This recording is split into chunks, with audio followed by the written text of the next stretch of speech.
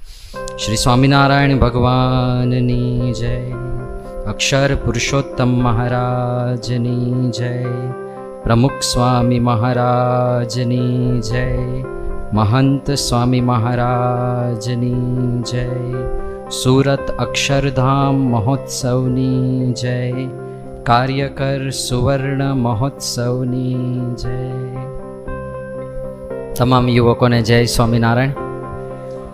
સૌથી પહેલાં તો બધાને ધન્યવાદ આપવાની ઈચ્છા રાખીશ, કારણ કે આટલી ગરમીમાં અને દૂર દૂરથી બધા કષ્ટો વેઠીને પધાર્યા છો, અને એ પણ એક આધ્યાત્મિક વિષયને સમજવા માટે.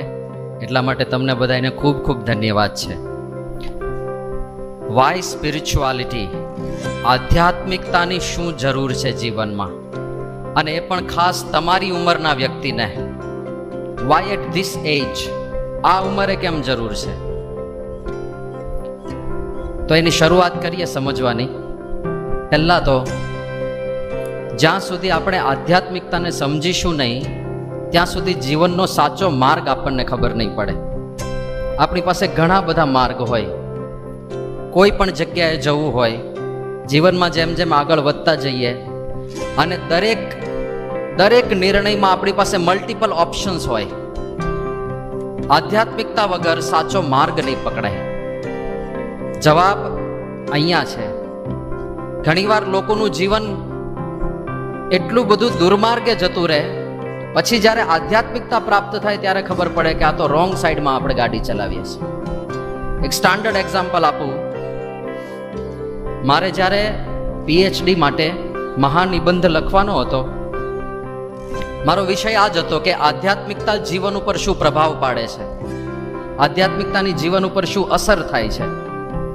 અને એના માટે મારે જીવંત એક્ઝામ્પલ્સ, એટલે જે હરિભક્તોને આધ્યાત્મિકતાથી લાભ થયો હોય એના ઇન્ટરવ્યૂ લઈને આખું રિસર્ચ કરવાનું હતું.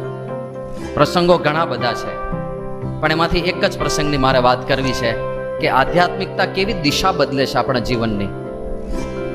ધરમપુર એટલે કે સાઉથ ગુજરાતમાં ધરમપુર પાસે નાની વહિયાળ નામનું ગામ છે.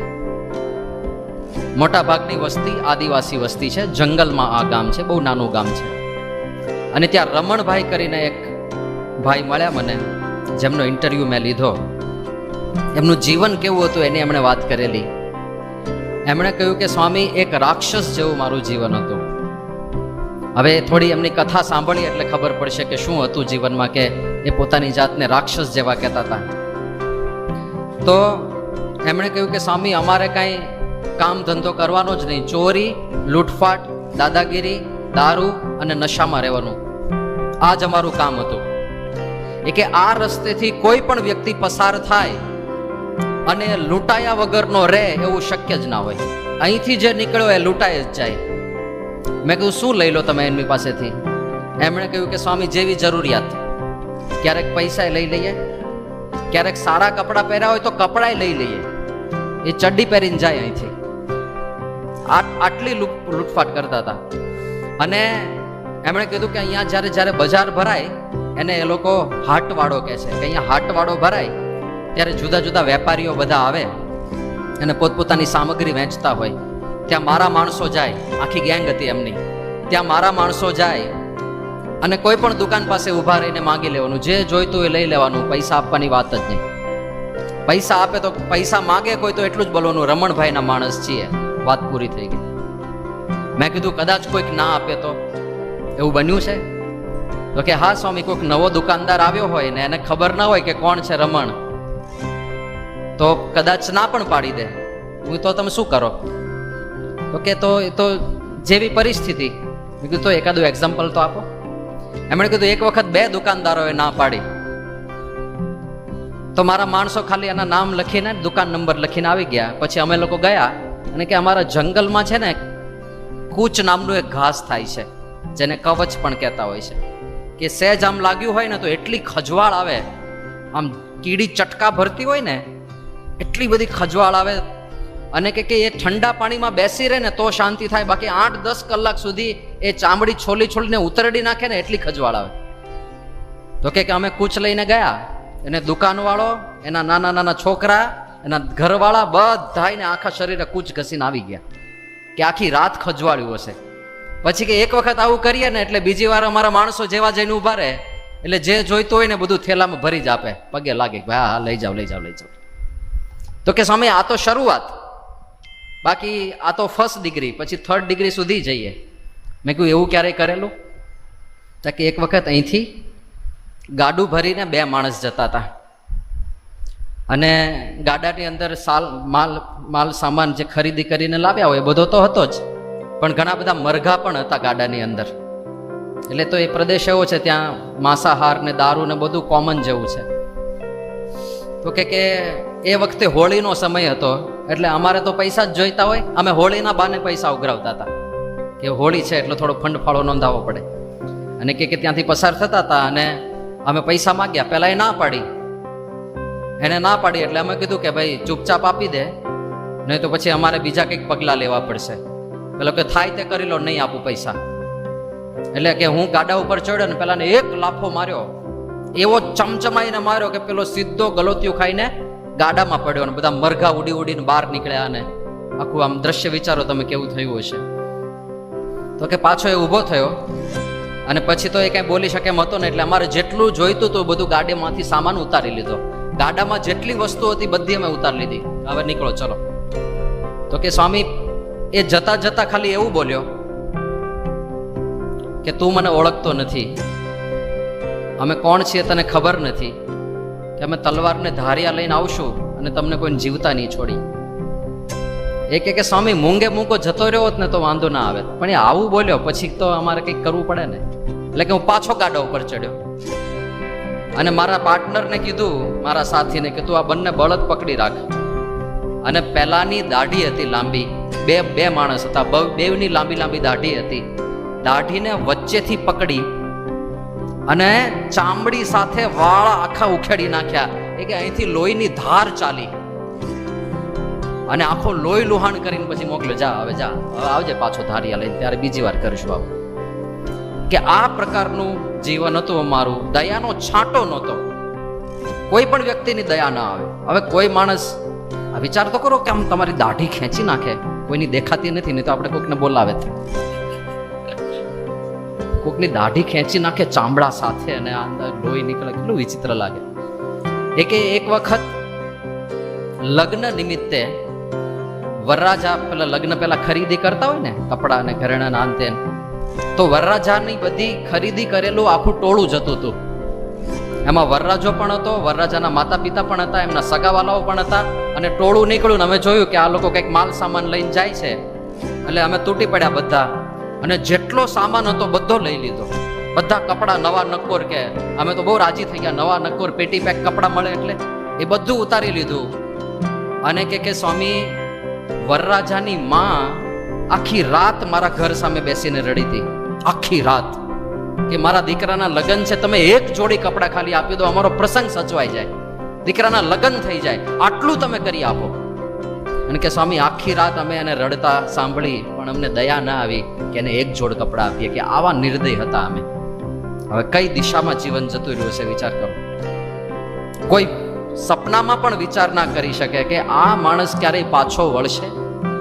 24 કલાક દારૂ પીવાનો, મફતનું ખાવાનું, ચોરીને લૂંટીને લાવ્યા હોય એ બધું જ ખાવાનું. કે સામે અમારું ઘર છે, એમના ઝૂંપડામાં જ પેલા એના કાચું ને પાકું બંને મકાન હતા, એમના મકાનની ઓસરીમાં બેઠા બેઠા અમે વાર્તાલાપ કરતા હતા.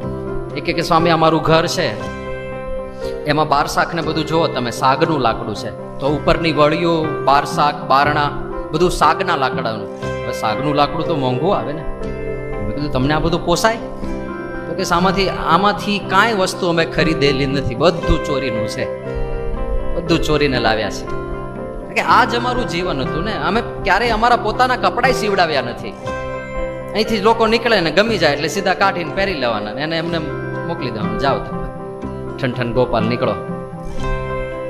કે સ્વામી એટલી ખરાબ મારી છાપ હતી આ વિસ્તારમાં કે અહીંયા બહાર મેઇન રોડથી અંદર આવવાનો રસ્તો છે, ત્યાં એક દુકાનવાળો છે અને કોઈ પણ માણસ અંદર આવતો હોય તો એ વોર્નિંગ આપે કે તું ત્યાં જતો નહીં, ત્યાં પેલો રમણ લબાડ છે, તને લૂંટી લેશે ને તને કાંઈ તારી પાસે નહીં રહેવા દે, જેટલું છે બધું ઉપાડી લેશે. તો કે આ પ્રકારની મારી છાપ હતી, લોકો ધ્રુજે મારાથી કે એક વખત તો 3000થી વધારે પોલીસ આવ્યા હતા અમને પકડવા માટે, પણ એ લોકો કાંઈ નહોતા કરી શક્યા. મેં કીધું 3000થી વધારે પોલીસ તમને કાંઈ ના કરી શકે? તમારી મોટી ગેંગ છે, 3000 કરતાંય મોટી ગેંગ છે? કે ના સ્વામી, અમારી મોટી ગેંગ નથી, પણ અમને નિયમો ખબર છે. મેં કીધું શું છે નિયમો? તો કે અમે આદિવાસી છીએ, વનવાસી, એટલે નિયમ પ્રમાણે પોલીસ અમારી ઉપર ગોળી ના ચલાવી શકે, આ સરકારનો કાયદો છે. અને અમને ખબર હતો એ કાયદો, એટલે પોલીસ ખાલી હવામાં ધડાકા કરે અને અમારી ઉપર કોઈ કાયદો નથી, અમે એની પર બાણ છોડીએ. એટલે કે 3000 પોલીસ હતા, એને પણ ભાગી જવું પડ્યું. હવે આ પ્રકારનું જીવન. એણે એક કિસ્સો તો એવો કીધો કે સ્વામી, આ જંગલ પ્રદેશ છે એટલે ઘણી વખત અહીંયા વાઘ આવતો હોય છે. તો એક વખત એક વાઘ આવ્યો હતો અને વાઘની આજુબાજુ ગામના 25-30 કૂતરાઓ ભસતા હતા. હવે વાઘની પ્રકૃતિ એવી છે કે એની પાછળ કોઈક હોય ને એ સહન ના કરી શકે, એની ફ્રન્ટમાં કોઈક હોય તો એ લડાઈ કરે. તમે એની આગળ હોવ ને ઊંધા હો તો તમને પંજો જ મારે, પણ એની પાછળ કોઈક હોય તો એ એનાથી સહન ના થાય. હવે કૂતરા તો એની ચારે બાજુ વીંટળાયેલા હતા, એટલે વાઘ ગોળ ગોળ ફર્યા કરે કે પાછળથી કોઈ એટેક ના કરે, પાછળથી કોઈ એટેક ના કરે. એટલે ગોળ ફરીને વાઘ એટલો થાકી ગયો હતો. અને અમે લોકોએ જોયું કે આ કૂતરા ભસે છે, વાઘ આવ્યો છે ને થાક્યો છે બરાબર. એટલે અમે અમારી ગેંગ સાથે ગયા અને વાઘને હજુ ખબર પડે કે કોઈ આવ્યા એ પહેલા તો અમે ઝપટીને સીધા જ ધારિયાથી એના આગળના 2 પગ કાપી નાખ્યા. વિચાર કરો, વાઘની તાકાત જ એનો પંજો છે અને તમે આગળના 2 પગ કાપી નાખ્યા. એટલે ખાલી પાછળના 2 પગથી કૂદતો હતો, પણ હવે તો કઈ કરી ના શકે. કોઈકને ખવડાવી દીધું હોય ને તો કોરોના થાય જ નહીં. કે કેટલી સાહજિકતાથી આ બધું વર્ણન કરતા હતા. એનો અર્થ એ થયો કે જ્યારે આ બધી પ્રવૃત્તિ કરતા હશે, દયાનો છાંટોય નહીં હોય ને હૃદયમાં. પણ એ રમણભાઈને પ્રમુખ સ્વામી મહારાજનો યોગ થયો. તિથલ મંદિર નજીકમાં થાય, આ ધરમપુર નાની વહિયાળથી. અને તિથલમાં પ્રમુખ સ્વામી મહારાજ મળ્યા. એમણે કંઠી ધારણ કરી અને એમણે કહ્યું કે સ્વામી, આ કંઠી પહેર્યા પછી ખબર નહીં શું થયું મારી સાથે. ભગવાન કેવી રીતે મને મદદ કરતા હતા, પણ પછી મને કંઈ ખોટું કરવાની ઈચ્છા જ ના થઈ. હવે એમના પૂર્વના સંસ્કાર હશે, દરેક કેસમાં આવું નથી બનતું કે કંઠી પહેરવાથી કંઈ ખોટું કરવાની ઈચ્છા જ ના થાય, પણ આમના એવા સંસ્કાર હશે અને ગુરુ મળવાથી આ બધું થવાનું હશે. તો કે કંઠી પહેર્યા પછી ઘણી વખત મને ઈચ્છા પણ થઈ કે મારે માંસાહાર કરવો છે, મરઘા ખાઈ લેવા છે, પણ ગમે તેટલો હું પ્રયત્ન કરું મેળ જ ના પડે. એટલે પછી મેં નક્કી કરી લીધું કે હવે ભગવાનની આ જ ઈચ્છા છે કે આપણે ભક્તિના માર્ગે આગળ વધીએ. અને એટલું જીવન બદલાયું કે સ્વામી ચોરી મૂકી દીધી, લૂંટફાટ મૂકી દીધી, માંસાહાર મૂકી દીધો, દારૂ મૂકી દીધો, હું પૂજાપાઠ કરતો થયો. મેં મારા ખેતરમાંથી થોડીક જમીન કાઢીને મંદિર બનાવ્યું. એમના ગામમાં હરિમંદિર એમણે બનાવ્યું.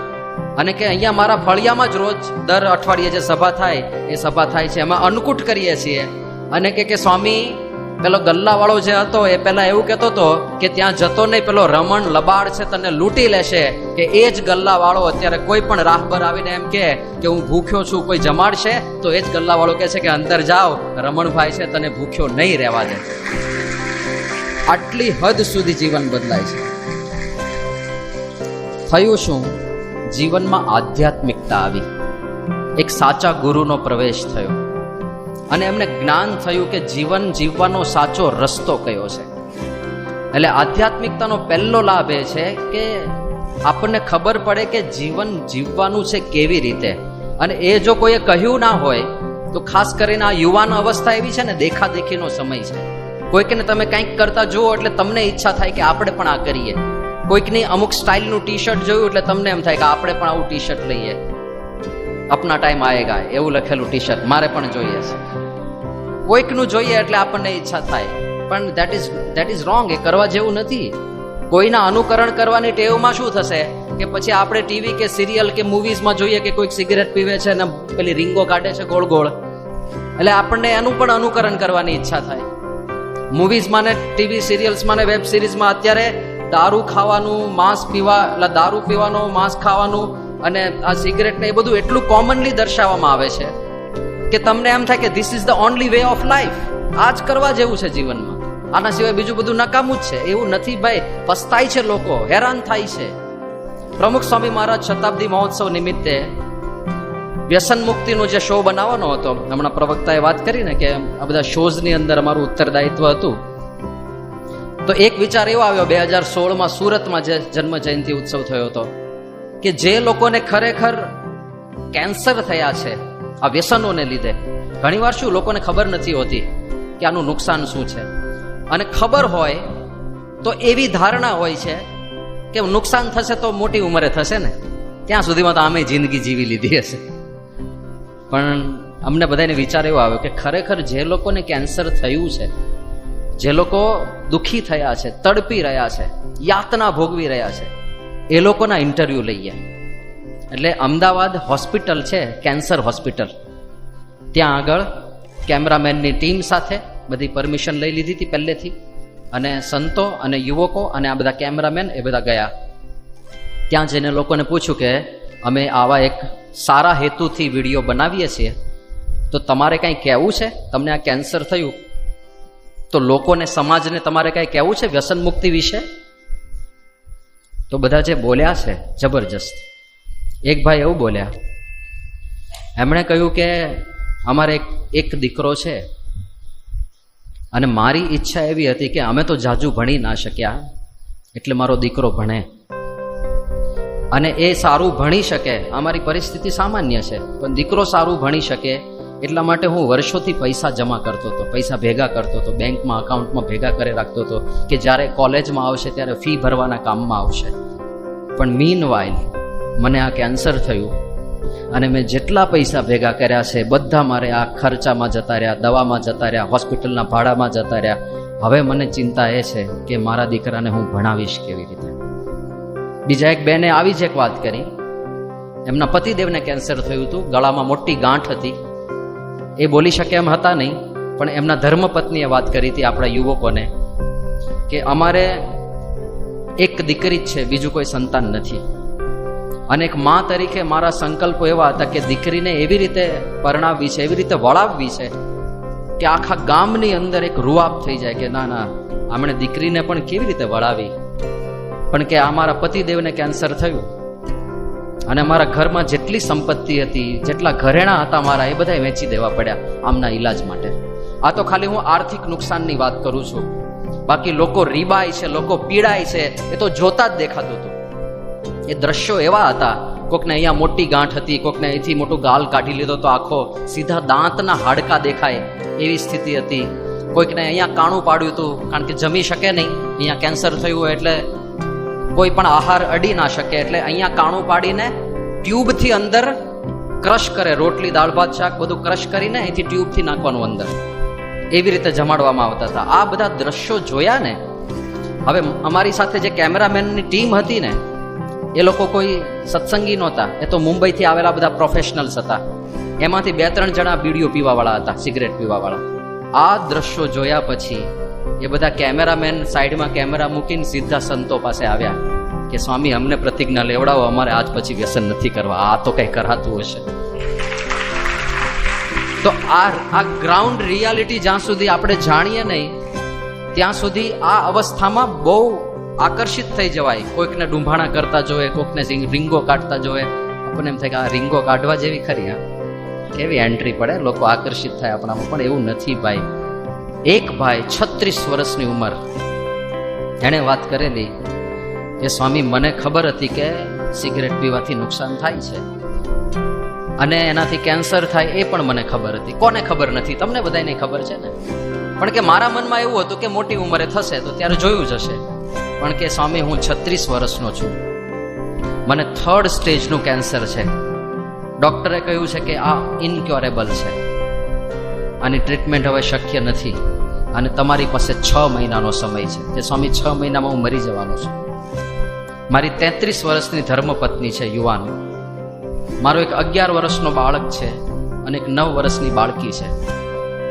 અને આ યુવાન અવસ્થામાં ખાલી સિગરેટને લીધે આટલો સુંદર પરિવાર છોડીને જવાનું, ખાલી પરિવાર છોડીને જવાનું એટલું જ નહીં, પણ મારે લીધે મારા એક દુષ્કર્મને લીધે, મારી એક ખોટી ટેવને લીધે મારી ધર્મપત્ની આજીવન મને ગાળો આપશે. કે તમારી આ એક ટેવને લીધે આખો પરિવાર વેરવિખેર થઈ ગયો. મારા નાના નાના બાળકો અનાથ થઈ જશે, એમને કોણ ભણાવશે, એમને કોણ સાચવશે, એમનું ભવિષ્ય કેવી રીતે સુધરશે? અને કે હવે હું કઈ કરી શકું એવું નથી, પસ્તાવા સિવાય કઈ ના કરી શકું.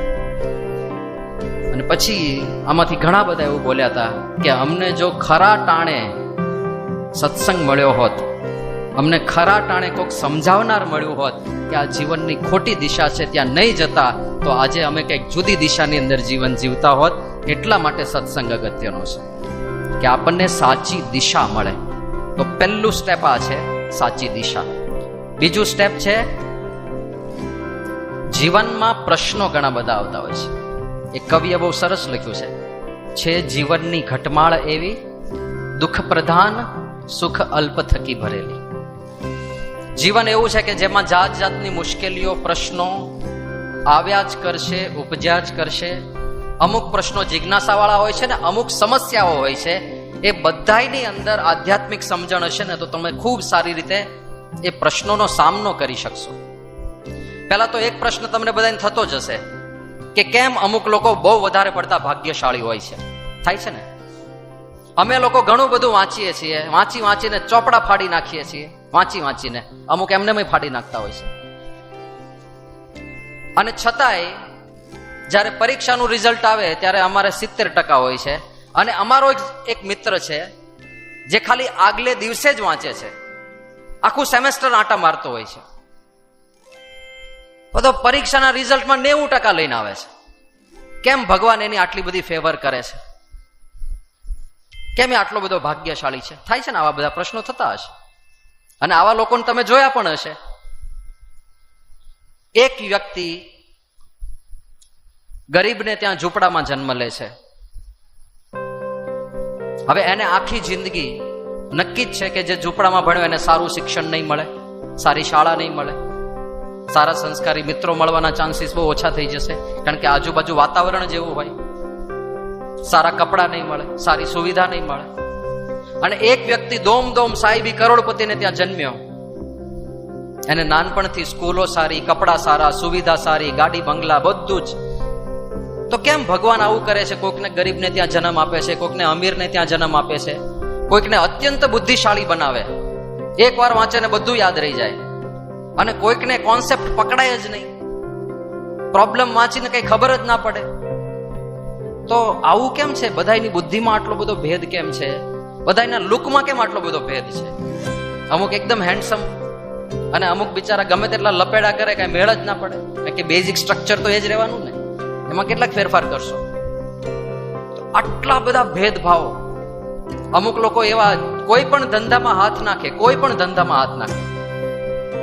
સફળતા જ મળે. શેર બજારનું કરે તો શેર બજારમાં પૈસા મળે, દુકાન ખોલે તો દુકાન પણ સારામાં સારી ચાલે. જ્યાં પણ હાથ નાખે એ બધામાં સફળતા.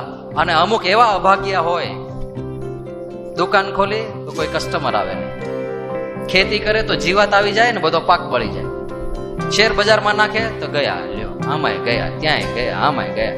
હાલો તો ક્રિકેટનો સટ્ટો રમી લે, તેમાંય હારીને આવે પાછું. કોઈ જગ્યાએ ફાવે નહીં. કેમ આવું થાય છે? આ પ્રશ્નો છે ને બધા, એના જવાબ આધ્યાત્મિક છે.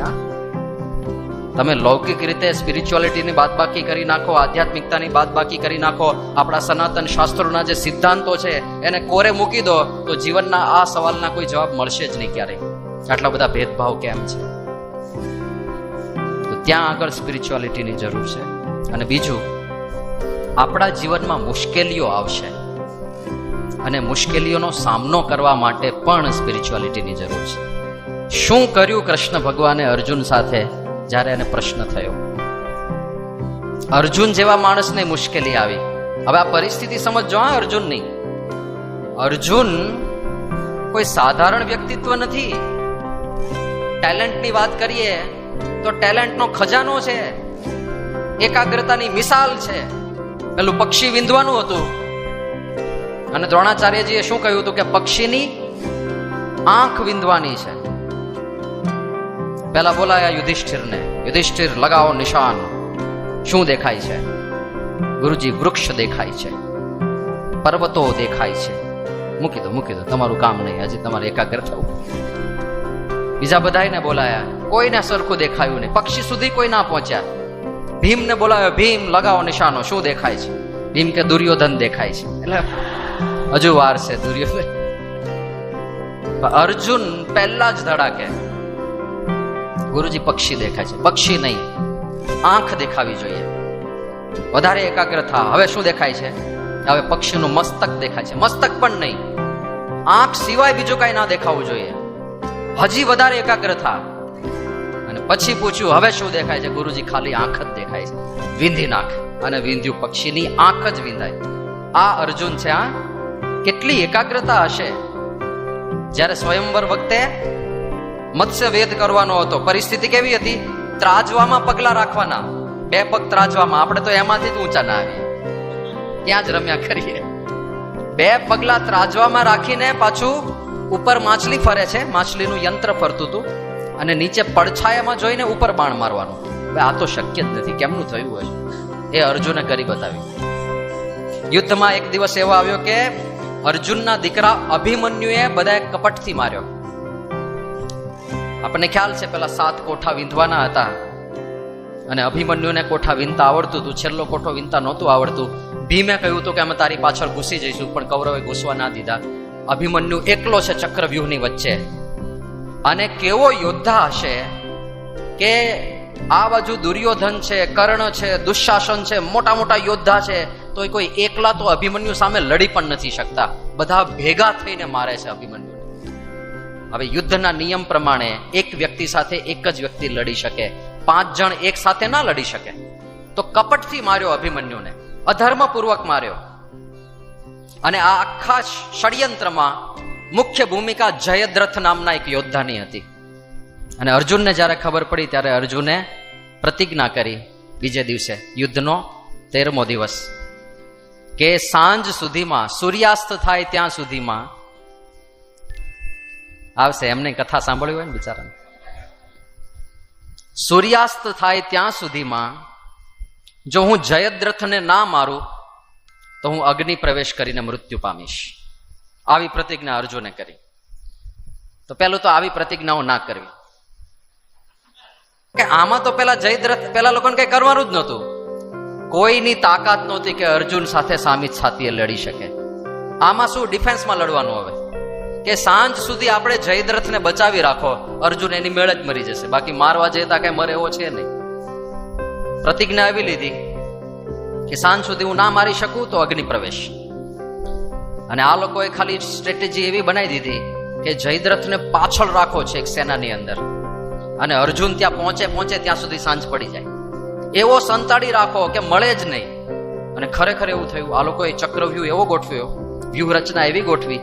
હવે આ ચક્રવ્યૂહ ને વ્યૂહ રચના શબ્દ તમે સાંભળ્યા હશે યુદ્ધમાં. છે શું આ? તો યુદ્ધમાં સેના તમે કયા શેપમાં ઉભા રાખો છો, કયા શેપમાં, એનો આકાર અને એનું ફોર્મેશન, કે હાથી પહેલા રાખ્યા કે હાથી છેલ્લે રાખ્યા કે ઘોડા વચ્ચે રાખ્યા, એ આખું બધું અગત્યનું હોય છે. આમાં કઈ યુદ્ધ કઈ એવા ના હોય કે 2 ટોળા ભેગા થયા અને શંખ વાગે એટલે બાધો બધા, એવું ના હોય. બધું સ્ટ્રેટેજિકલી ચાલતું હોય. તો એ વ્યૂહ રચનાની અંદર જયદ્રથને એવી જગ્યાએ રાખ્યો કે મળે જ નહીં. અને શરૂઆતમાં બધા મોટા મોટા યોદ્ધા રાખ્યા. અને અર્જુન જાય છે, કૃષ્ણ ભગવાન સારથી છે, અને જોયું પહેલા જ ગુરુ દ્રોણ આવીને ઉભા. હવે ગુરુજી કરતા શિષ્યને ક્યારેય વધારે આવડી જાય? ગુરુજી સાથે યુદ્ધ કરવા રહીશું તો રાત અહીંયા પડી જશે. એટલે કૃષ્ણ ભગવાને કીધું કે ભાઈ ગુરુજીને નમન કરીને આગળ વધીએ.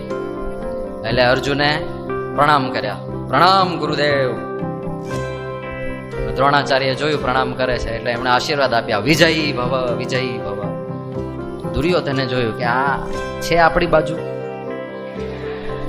પેલાને કહે છે વિજયી ભવ, અને એમણે આશીર્વાદ આપ્યા વિજયી ભવી. ત્યાં કૃષ્ણ ભગવાને રથ આગળ લઈ લીધો, એટલે ગુરુજીને તો બાયપાસ કરી દીધા.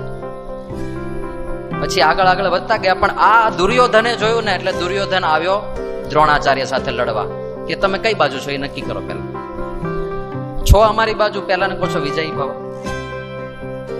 અને તમે દર વખતે આવું કરો છો, એ લોકોનો જ પક્ષ રાખો છો. બધું જાત જાતનું બોલવા માંડ્યું. દ્રોણાચાર્ય કે જો તને તારી અંદર ત્રેવડ હોય તો તું અટકાવ, જા અર્જુન. અને પછી દ્રોણાચાર્ય કે હું તને એવું કવચ આપું શક્તિપાત કરીને કે તારા શરીરને અર્જુનનું એક પણ બાણ ના અડે એવો તને બનાવી દઉં, પછી તું જા એને અટકાવ, તારામાં તાકાત હોય કે આ કરો શક્તિપાત. એટલે દ્રોણાચાર્યએ દુર્યોધનની 5 આંગળી સાથે 5 આંગળી મેળવી, મંત્ર જપ્યો, કવચ મંત્ર, અને દુર્યોધનના આખા શરીર ઉપર એક કવચ આવી ગયું. એ એવું કવચ હતું કે અર્જુનનું એક પણ બાણ દુર્યોધનને અડી ના શકે. અને દુર્યોધન કે હવે તો આપણે સાઉન્ડ પ્રૂફ થઈ ગયા, બુલેટ પ્રૂફ થઈ ગયા, હવે તો વાંધો નહીં આવે. સીધા જ અર્જુનને આંતરીને એને પડકાર ફેંક્યો કે મારી સાથે યુદ્ધ કર.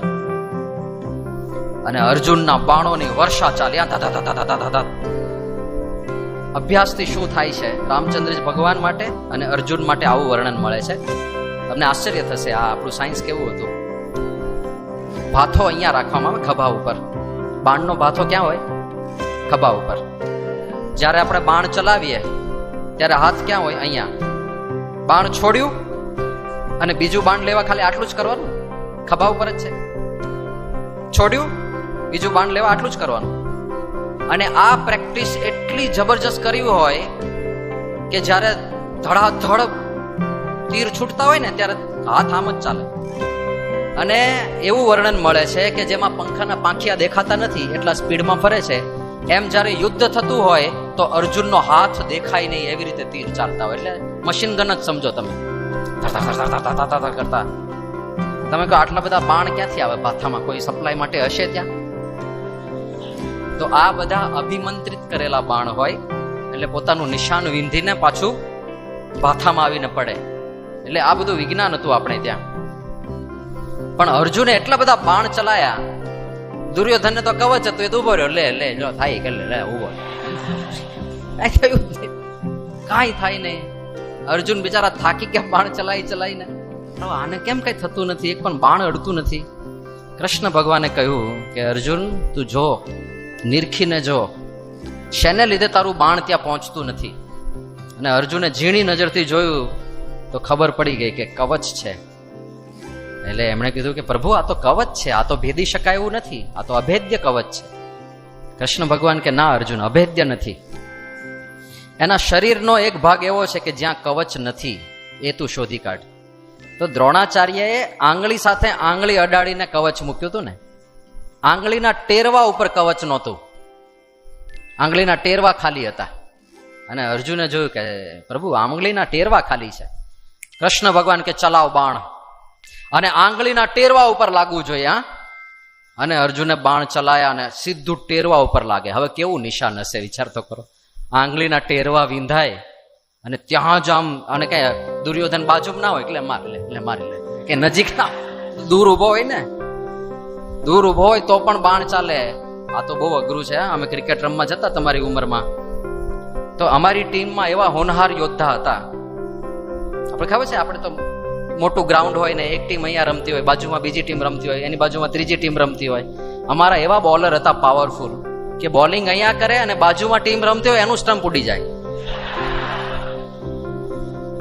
અને વાઇડમાં ગણવો કે કયામાં ગણવો, આ નવો બોલનું સંશોધન કરવું પડશે. પણ આંગળીના ટેરવા ઉપર બાણ લાગે. આટલી શૂરવીરતા હતી અર્જુનની અંદર. પણ યુદ્ધના પહેલા દિવસે શું થયું હતું? પહેલા દિવસે ખાલી સામે કૌરવો પોતાના સંબંધીઓ જોઈને જ અર્જુનની આંખમાં આંસુ હતા. અને ત્યાં વર્ણન આવે છે, શોક સંવિઘ્ન માનસઃ, મનની અંદર દુઃખ હતું. અશ્રુ પૂર્ણાકુલેક્ષણમ, એમની આંખોમાં આંસુ હતા. અને જે ગાંડીવ ધનુષ્ય, અર્જુનના ધનુષ્યનું નામ ગાંડીવ ધનુષ્ય હતું. એ ગાંડીવ ધનુષ્યના ખાલી ટંકાર માટે એવું કહેવાતું કે એની દોરી બાંધેલી હોય અને અર્જુન ખાલી ટંકાર કરે, ટંગ, તો આખી યુદ્ધ ભૂમિમાં તો એ ટંકાર સંભળાય. પણ પહેલા દિવસે વર્ણન એવું મળે છે, ગાંડીવમ સંસ્રતે હસ્તાત, એના હાથમાંથી ગાંડીવ સરીને પડી ગયું. અને વિસૃજ્ય સશરમ ચાપ રથોપસ્તમ ઉપાવિશત,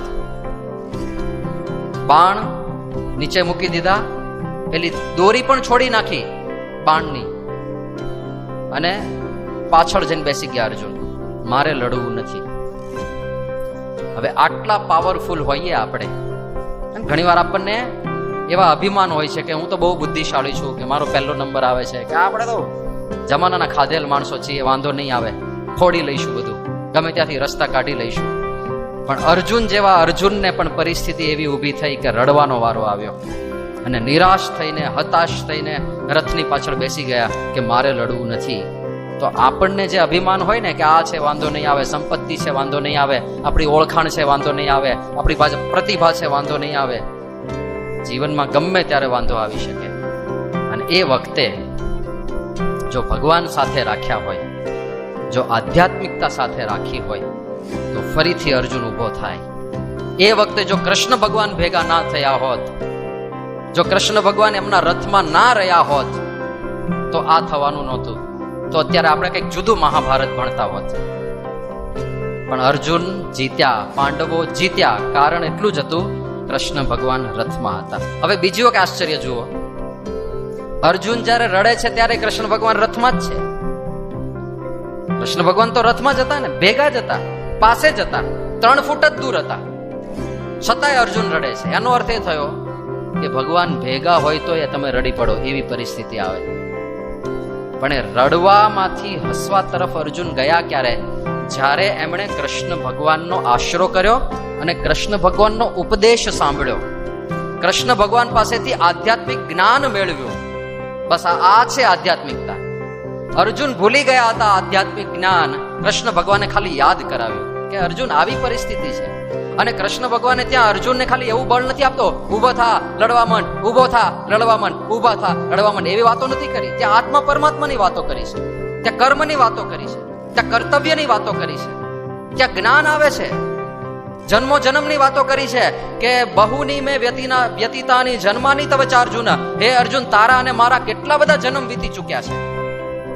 યુદ્ધ છે, લડવાની વાતો કરવાને બદલે કૃષ્ણ ભગવાન જન્મો જન્મની વાત કરે છે, આત્મજ્ઞાનની વાત કરે છે, પરમાત્મ જ્ઞાનની વાત કરે છે, ભક્તિ કરવાની વાત કરે છે, બ્રહ્મરૂપ થવાની વાતો કરે છે, સ્થિત પ્રજ્ઞતાની વાતો કરે છે. કેમ આવું થાય છે? કારણ કે આ તો ખાલી માધ્યમ છે. મૂળ તો આધ્યાત્મિક જ્ઞાન આપણને કોઈ પણ પરિસ્થિતિમાં સ્થિર અને સુખી રાખે છે.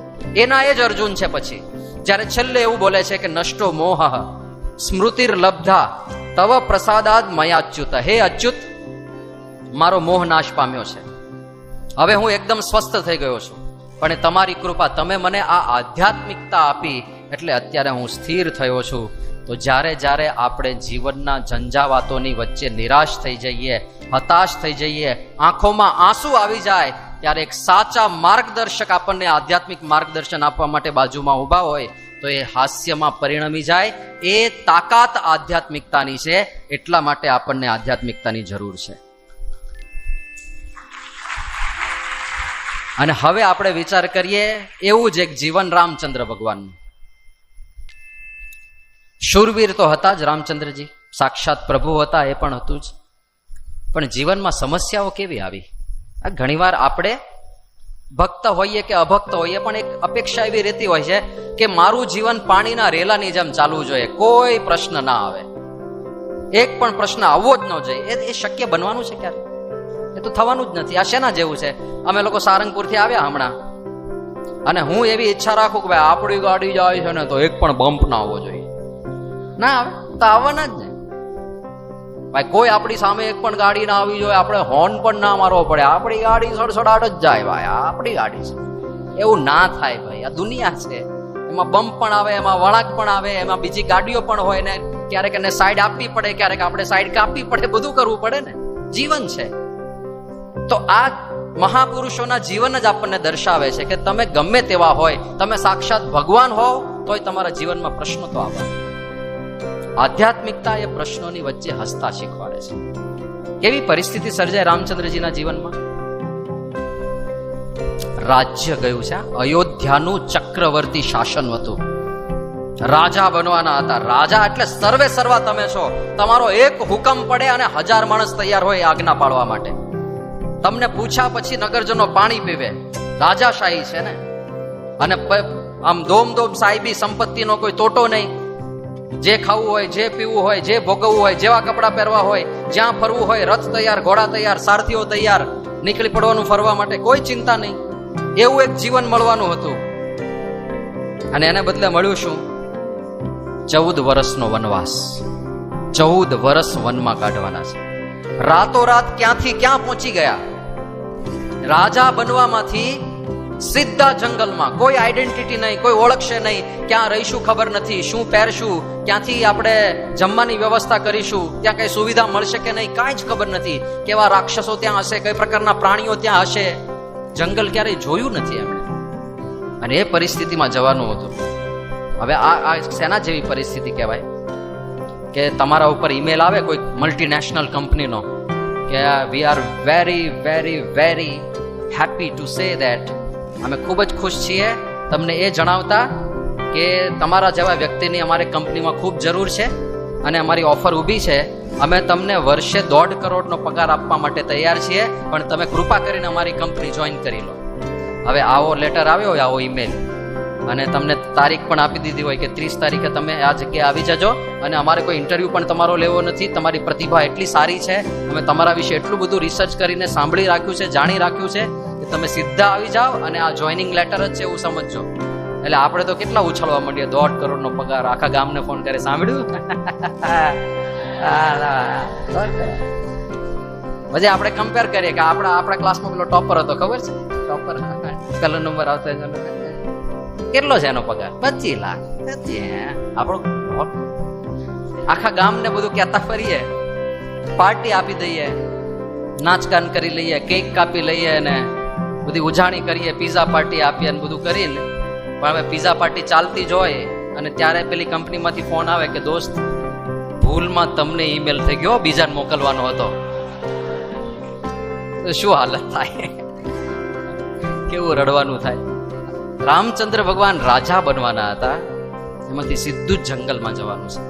પણ જ્યારે કઈ આજ્ઞા કરે છે ને, દશરથ પાસે બોલાવીને, સવારનો સમય છે અને રાજ્યાભિષેકનું મુહૂર્ત ચાલુ થવાની તૈયારી છે, એટલે એવું સમજો ને કે અડધો કલાક પછી રાજ્યાભિષેક થવાનો છે. અને એ પેલા રામચંદ્રજીને કઈ બોલાવે છે અને આવીને પૂછે છે કે માતા શું છે? અને ત્યારે કઈ કહે છે કે મેં દશરથ પાસે વરદાન માગી લીધા છે અને એમની આજ્ઞા પ્રમાણે ભરત રાજા બનશે, તમારે રાજા નથી બનવાનું, તમારે 14 વર્ષ સુધી વનમાં જવાનું છે. અને એ વખતે પહેલું રિએક્શન રામચંદ્ર ભગવાનનું શું હતું? શું બોલે છે? મન મુસ્કાઈ ભાનુકુલ ભાનુ, રામ સહજ આનંદ નિધાન. હસે છે રામચંદ્ર ભગવાન. હવે આ પરિસ્થિતિમાં 2 જ જણ હસી શકે.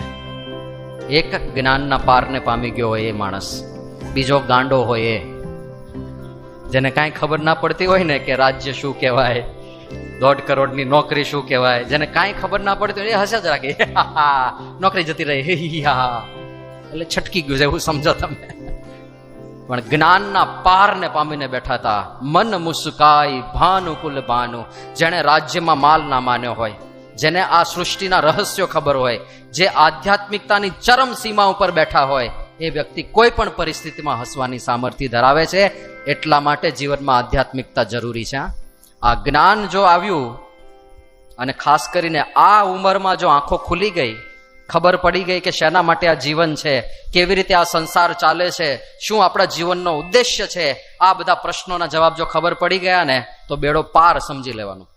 હવે કઈ સમજણ છે જેથી કરીને આ સ્થિર રહી શકે છે? ખાલી ભગવાનની વાત નથી. તમે કહેશો ભગવાન તો હવે પારાપારનું તત્વ છે, તો રહે જ ને. ભક્તો જુઓ, નરસિંહ મહેતા કેટલા બધા દુઃખ આવ્યા છે એમના જીવનમાં.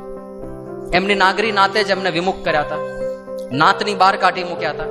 એટલે કોઈ એમની સાથે સંબંધ ના રાખે, એમના દીકરા દીકરી સાથે કોઈ લગ્ન ના કરે, એમને કરિયાણાની દુકાન વાળો અનાજ કઠોળ ના વેચે, અરે એમને ત્યાં વાળ કાપવા ના આવે, એવી રીતે નાત બાર કરવામાં આવ્યા હતા. અને એમના ભાભી જ એમને મેણા ટોણા મારતા હતા કે મફતના રોટલા શું કામ તોડો છો, તમે તમારી રીતે તમારું કરી લો. અને પાછા ગામ લોકો હેરાન કરે. પેલો જે પ્રસંગ છે ને, મારી હુંડી સ્વીકારો મહારાજ રે, શામળા ગિરધારી. થયું તો શું કે ગામ લોકો પાસે કોઈક આવ્યું કે ભાઈ તમારા ગામમાં કોઈ મોટો અમીર માણસ છે, શાહુકાર, જે મને હુંડી લખી આપે. હુંડી એટલે કોઈ પૈસાવાળો માણસ હોય ને, શાહુકાર, એથી ચિઠ્ઠી લખી આપે અને બીજા શહેરમાં એને બીજા શાહુકાર સાથે કનેક્શન હોય. એટલે અહીંયા ચિઠ્ઠીમાં લખ્યું હોય કે અમને 5,000 રૂપિયા આપી દેજો, તો પેલો ત્યાં જઈને ચિઠ્ઠી બતાવે તો એ 5,000 આપી દે, પછી આ લોકો અંદર સમજી લે. તો આવું બધું હોય શાહુકારનું તંત્ર. ગામમાં આવીને પૂછ્યું કોઈ શાહુકાર છે કે હા છે નરસિંહ મહેતા, જાઓ. હવે એમના ઘરમાં હાંડલા કુસ્તી કરે બિચારા, સાવ ગરીબ, શાહુકાર ક્યાંથી?